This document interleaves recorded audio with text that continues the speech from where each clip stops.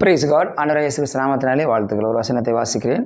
மத்திய சுவிசேஷம் 20ஆம் அதிகாரம் வசனம் 22 வாசிக்கிறேன்.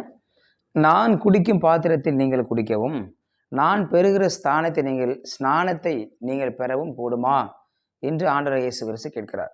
இங்கே சீஷர்கள் 2 பேரும் பிதாவுடைய வலது பார்சத்தில் ஒருவனாக இடது பார்சத்தில் ஒருவனாக வீற்றிருக்கும்படியாக விண்ணப்பம் பண்ணுகிறார்கள்.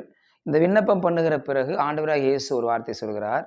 நான் குடிக்கும் பாத்திரத்தில் நீங்கள் குடிப்பீங்களா, நான் பெறுகிற ஸ்தானத்தை நீங்கள் பெறுவீர்களா என்று சொல்லி கேள்வி கேட்கிறார். உடனே அது 2 பேர் சொல்கிறாங்க, கூடும் என்கிறார்கள். ஆமாம், முடியும், நாங்களாம் பண்ணுறோம் அப்படின்றாங்க. எப்படியாவது இந்த இடத்தை அடையணும், பிதாவோட வலது பார்சல் வீட்டுக்கு ஒரு இடம், இடது பார்சல் வீட்டுக்கு ஒரு இடம் எங்களுக்கு வேண்டும் என்று சொன்னால் அதற்கு எதையும் செய்ய தயார் என்று சொல்கிறார்கள். ஆகவே ஆண்டவராகிய இயேசு சொல்கிறார், நான் குடிக்கிற பாத்திரத்தில் நீங்கள் குடிப்பீர்களா. என்ன பாத்திரம்? யோவான் 18:14 வாசிக்கிற பொழுது கசப்பு கலந்த காடியை அவருக்கு கொடுத்தார்கள். கசப்பு கலந்த காடி என்பது ஒரு வேதனையின் மத்தியில், ஒரு வலியின் மத்தியில் அந்த கசப்பை அவர்களுக்கு கொடுத்தாருன்னு சொன்னால் அவருடைய வலி குறையும் என்று சொல்லி சொல்லப்படுகிறது. இயேசு சிலுவையில் தூங்குகிற பொழுது அந்த கசப்பை கொடுத்த தாகமாக இருக்கிறேன் என்று சொன்ன உடனே அவர்கள் வேறே ஒன்று புரிந்து கொண்டு கசப்பு கலந்த காடியை கொடுத்தார்கள். அந்த கசப்பு கலந்த காடியை கொடுக்கிற பொழுது அவருக்கு வலி குறையும், வேதனை குறையும் என்று சொல்லி நினைத்தார்கள். ஆனால் இயேசு அதை ஏற்றுக்கொள்ளவில்லை என்று பார்க்கிறோம். ஆகவே நீங்கள் நான் குடிக்க போகிற கசப்பு கலந்த காடியை குடிப்பீங்களா என்கிறார். அப்படின்றால் உங்களுக்கு வலி வரும், வேதனை வரும், போராட்டம் வரும், இதெல்லாம் ஜெயிக்க முடியுமா? கசப்பான வாழ்க்கை வரும், என்னை பின்பற்றினால் உங்களுக்கு கசப்பான வாழ்க்கை வரும், அதெல்லாம் ஏற்றுக்கொள்வீங்களா என்று சொல்லி அவர்களை பார்த்து கேட்கிற காரியத்தை பார்க்கிறோம். கிறிஸ்தவ வாழ்க்கை என்பது வெறும் சந்தோஷத்தின் வாழ்க்கை மாத்திரம் கிடையாது, போராட்டத்தின் வாழ்க்கை. பிசாசு மூலம் போராட்டம் வரும், மனுஷன் மூலமாக போராட்டம் வரும். ஜெபித்து பதில் வருவதற்கு தாமதமாகும். ஜெபித்த உடனே ஆரம்ப நாட்களில் பதில் வந்துடும். ஆனால் நாட்கள் ஆக ஆக ஜெபித்து பார்த்தாலும் பதில் மிக தாமதமாக வரும். அப்பொழுது அது நமக்கு வேதனை கொடுக்கறதாக கூட இருக்கலாம். ஆனால் அப்படிப்பட்ட சூழ்நிலையில் வாழ்க்கை கசந்தது போல தெரியலாம், வாழ்க்கை கசப்பானதாக இருப்பது போல தெரியலாம். எல்லாருக்கும் ஒரே நேரத்தில் எல்லாமே கிடைப்பது கிடையாது.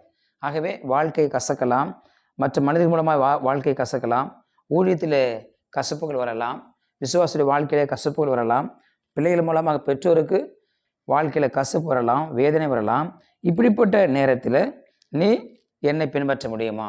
அந்த கசப்பு கலந்த காடியை நீ குடிக்க முடியுமா? கசப்பானதை நீ ஏற்றுக்கொள்ள முடியுமா? வெறும் சந்தோஷம் மட்டும் கிடையாது, வெறும் சுகம் மட்டும் கிடையாது, வியாதியும் வரும். வெறும் சந்தோஷம் மட்டும் கிடையாது, துக்கம் வரும். வெறும் நன்மை மட்டும் கிடையாது, தீமையும் வரும். அப்படிப்பட்ட நேரத்தில் நீ இவைகளை ஏற்றுக்கொள்ள முடியுமா என்று சொல்லி அவர் சொல்கிறார். அதற்கு அவர்கள் முடியும், குடிக்கிறோம் என்று சொல்கிறார்கள். 2வது ஒன்று கேட்கிறார், நான் பெறுகிற ஸ்தானத்தை நீங்கள் பெற முடியுமா? ஸ்நானம் என்றால் ஞான ஸ்நானம். ஞான ஸ்நானம் என்பது பாவத்துக்கு மரிப்பது, பாவத்துக்கு இறப்பது, பாவத்துக்கு சாவது, பொல்லாப்பை ஒழிப்பது, வியாதிகளுக்கு மரிப்பது, மன்னியாமையை மரிப்பது. அப்போது இவைகளெல்லாம் நீ செய்ய முடியுமா? இவைகளை நீ செய்ய முடியுமா என்று கேட்கிறார். அந்த ஸ்நானத்தை பெறுவது என்பது பாவத்துக்கு மரிப்பது. ஆகவே உன்னுடைய எல்லா பெருமைகள், உன்னுடைய எல்லா சுயநலங்கள், உன்னுடைய எல்லா பேராசைகள், பொறாமைகள், இவைகளுக்கு நீ மறிக்க முடியுமா? அந்த ஸ்நானத்தை நீ பெற முடியுமா? ஞான ஸ்நானம் பெறுவதற்கு முன்பதாக இருந்த வாழ்க்கை வேறு, ஸ்நானத்திற்கு அப்புறம் வருகிற வாழ்க்கை வேறு. அதற்கு முன்பதாக இருக்கிற வாழ்க்கை உலகத்தின் வாழ்க்கை, அதற்கு பிறகு வருகிற வாழ்க்கை தெய்வீக வாழ்க்கை, பரிசுத்த வாழ்க்கை, தேவனுக்காக வாழ்கிற வாழ்க்கை குறிக்கிறது. ஆகவே இப்படிப்பட்ட வாழ்க்கை உன்னால் வாழ முடியுமா என்று சொல்லி கேட்கிறார். ஸ்நானத்தை நீ பெறுகிறாய் என்று சொன்னால் எல்லாவற்றையும் மன்னிக்க நீ கிருபை பெற்றுக்கொள்ள வேண்டும், தாழ்மையை நீ பெற்றுக்கொள்ள முயற்சிக்க வேண்டும், பொறாமை விட்டு விலக வேண்டும். உன்னால் முடியுமா? ஸ்நானம் என்பது பாவத்திற்கு மரிப்பது, அது ஒரு மரணம். அந்த மரணத்தை நீ ஏற்றுக்கொள்கிறாயா என்று சொல்லி ஆண்டவராக இயேசு கேட்கிறதை பார்க்கிறோம். அவர்கள் ஆம் என்கிறார்கள். இதனையே நான் ஏற்றுக்கொள்கிறேன் என்று சொல்லி சொல்கிறார்கள். வேதனையை ஏற்றுக்கொள்கிறேன், சோதனையை ஏற்றுக்கொள்கிறேன், பிரச்சனையை ஏற்றுக்கொள்கிறேன், கசப்பை ஏற்றுக்கொள்கிறேன், கசப்பான வாழ்க்கையை ஏற்றுக்கொள்கிறேன் என்று சொல்லி அவர்கள் சொல்லுகிறார்கள். ஆகவே எதற்காக என்ன சொன்னால், வலது பார்சல் வீற்றிருப்பதுக்கும் இடது பார்சல் வீற்றிருப்பதற்காக இவர்கள் அதற்கெல்லாம் ஓகே அப்படின்னு சொல்கிறாங்க. ஆனால் ஆண்டவராகிய இயேசு அதை ஏற்றுக்கொள்ளாமல் அடுத்து வருகிற காரியங்களை என்ன பதில் சொல்கிறார் என்பதை நான் பார்க்கிறோம். ஆகவே இங்கே இவர்களை ஏற்றுக்கொண்டாலும் ஆண்டவராகிய இயேசு அதெல்லாம் ஒரு முன்மாதிரியாக இருந்தார். ஒரு முன்மாதிரியாக இருந்து இவைகளை அவர் செய்து கொண்டு வருகிறார். முன்மாதிரியாக இருந்து அவர் அதை செய்ய வேண்டும் என்று சொல்லி கற்றுக் கொடுத்தார், அவர் காண்பித்தார், அவர் அவர்களுக்கு ஒரு முன்மாதிரியை சொல்லிக் கொடுத்தார். ஒரு கற்றுக் கொடுக்குற பழக்கத்தில் அவர் இருந்தார். நான் இதை பெற்ற நீ இதை பெற்றுக்கொள், நான் இதை ஏற்றுக்கொள்ள நீ ஏற்றுக்கொள், நான் இப்படி வாழ்ந்த நீ வாழ்ந்து கொள் என்று சொல்லி சீஷர்களுக்கு முன்மாதிரியை அவர் கற்றுக் கொடுக்குற ஒரு சூழ்நிலை பார்க்கிறோம். இயேசு செய்யாமல் எதையும் செய்யும்படியாக அவர் சொல்லவே கிடையாது. அவர் பின்பற்றாத காரியத்தையும் பின்பற்றுன்னு சொல்லி மனுஷனுக்கு சீஷர்களுக்கு நமக்கு சொல்லவே கிடையாது. அவர் எல்லாம் மனுஷனுக்கு முன்பதாக அவரெல்லாம் செய்து முடித்தார். வாழ்க்கையில் என்னெல்லாம் துன்பம் வரும் அவர் ஏற்றுக்கொண்டார், வாழ்ந்து காட்டினார். சோதிக்கப்படுற நமக்கு முன்பதாக சோதனை ஏற்றுக்கொண்டு அவர் சோதனையில் இருக்கிற மக்களுடைய பிரச்சனை அவர் அறிந்தவர். இன்றைக்கு அவர் ஒருவன் ஜெபிக்கிற பொழுது என்ன சோதனை ஜெபிக்கிறோம், என்ன பிரச்சனை வாழ்ந்து கொண்டிருக்கும் என்பதை அவர் நன்றாய் அறிந்திருக்கிறார். காரணம், சோதிக்கப்படுகிற நமக்கு முன்பதாக அவர் சோதிக்கப்பட்டார். பிரச்சனை இருக்கிற நமக்கு இந்த பிரச்சனை முன்பதாக அவர் பிரச்சனை ஏற்றுக்கொண்டார், பிரச்சனை பார்த்தார்.